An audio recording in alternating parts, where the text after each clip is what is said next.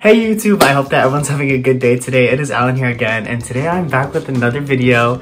And as you guys could tell from the titling, I was gonna give you guys an update on month number 6 of my hair transplant. So truth be told, I feel like every time I make these videos, I'm getting happier and happier, and I'm just so happy to be able to make these videos here on YouTube and show you guys my process.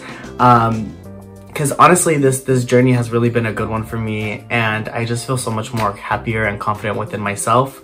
If you guys are new to my channel, please subscribe to it, like this video, comment if you guys have any questions, and if you guys are new to these videos, I will put in the description link below all of my hair transplant videos from the beginning till today's date, so you guys can see exactly my journey and my process, and feel free to ask me any questions that you guys have.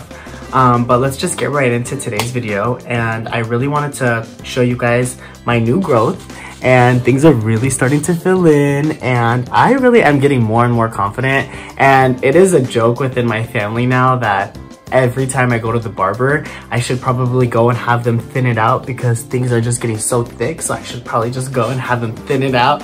So that's totally a joke. He's definitely not gonna thin it out. I like having and looking like I have thick hair.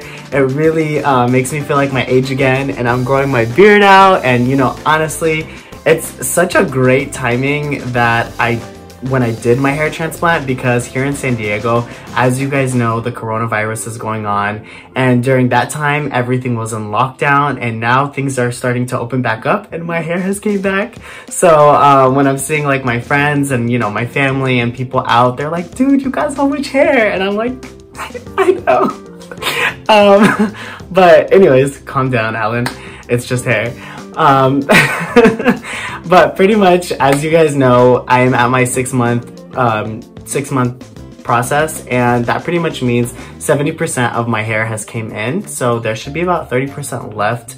And someone actually asked me if I got an FUE or an FUT, and I got an FUE surgery, and pretty much what an FUE is where they'll take pretty much parts of the donor area and then implant it at the top.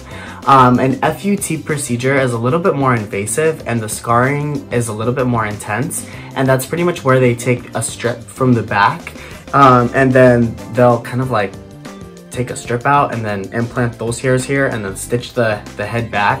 And I really didn't like the thought of that. I know that that's how they used to do hair transplant back in the day, but I didn't want to do that. And also too, something you guys have been asking me about is my donor area. So as I told you guys, I was going to leave it alone, and I was just gonna kind of have the barber clean it up moving forward. So let me show you guys, because I could talk all day. But this is pretty much the donor area, and honestly, now that you know I've left it alone, I really do feel more confident about myself, and I feel more confident about the back of my head. I don't feel like it's an insecurity anymore. My plan moving forward is to leave it alone, like I said, but once the skin has become the same skin color as it was prior, I do plan on like fading the back, kind of like a skin fade. So that's just the look that I'm gonna go for, but as of now, I'm just gonna grow it out and leave it alone. Also too, something that I wanted to talk to everybody about was the actual surgery itself. And the surgery for me was about 10 hours long, and everybody is gonna have maybe a little bit longer or a little bit less. As you guys know, I got 5,000 grafts taken from the back and implanted here at the top. But really guys, the best, what I wanted to talk to everybody about was pain tolerance. So I had a friend of mine that had the surgery prior to me, and he said it was a piece of cake. He has a very high pain tolerance.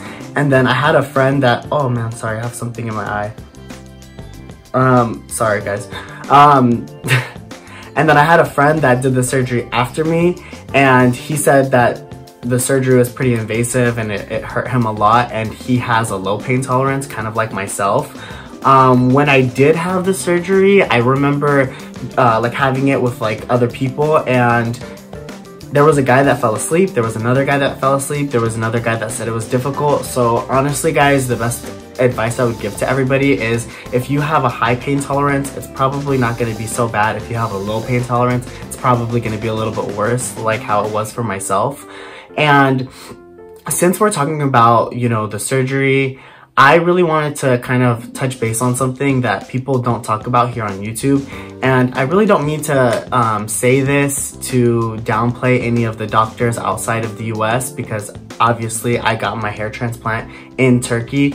But I just really want to let everybody know, when you guys are looking to get a hair transplant outside of the country, these doctors, they want to check. And when they hear somebody wants to come in to get a hair transplant, they're going to tell you to come in. Even if your donor area doesn't look that good, or probably the surgery is not even going to be that successful, they're going to tell you to come, and they'll do their very best to make it look good.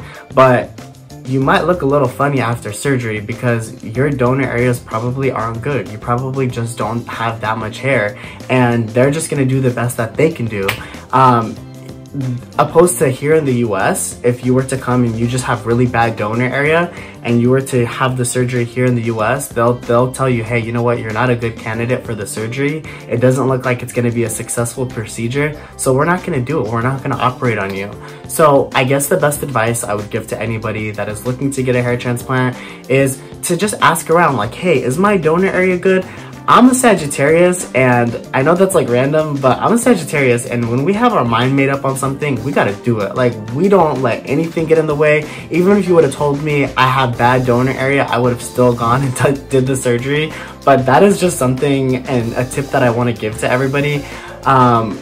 Ask doctors around, do I have good donor area? Ask yourself, do I have good high or low pain tolerance? And ask yourself if FUT or FUE is which one is going to be the best procedure for you. So these are all things that, you know, I did research on, that I would advise anybody that is looking to get a hair transplant. But this video has come to an end. Thank you guys so much. I am at my 6-month journey, and I will continue updating videos here on YouTube. But I hope you guys enjoy the rest of your day, and take care.